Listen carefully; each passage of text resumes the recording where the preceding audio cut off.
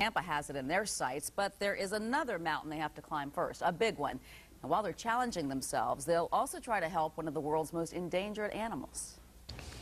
Baker, Rainier, Washington in winter, Sinchalagua, Cotopaxi, Ruminawi, Imbabura in Ecuador. Leon Watts has climbed a lot of mountains. Mount Washington, Mount Rainier, Long's Peak a couple of times. So has Isaac Schaefer, but neither has tackled a mountain this high. At 24,750 feet, Mustafa Atta will take them to the edge of what's called the death zone. There's a little less than a third the oxygen in the air there as there is where we're standing right now.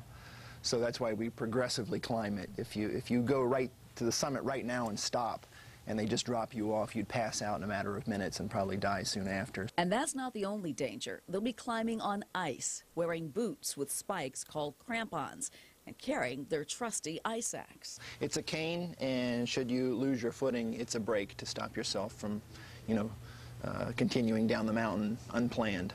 So. You ever had to use it that way? Yeah, absolutely, yeah. Both men say they do it for the views, but one thing they're not likely to see in China is one of these. Snow leopards are among the rarest animals on Earth, hunted for their luxurious fur. As few as 4,000 are left in places like Mustafa Atta. And they're just probably an animal that was always rare to begin with. They're limited to such a small habitat that as people encroach and destroy them there's just not a lot of them to rebound from that. Big Cat Rescue in Tampa has two of them, both rescued as sad survivors of the illegal pet trade. Leon, Isaac, and their team are dedicating this climb to them. We're getting our reward by being able to go do this sort of thing.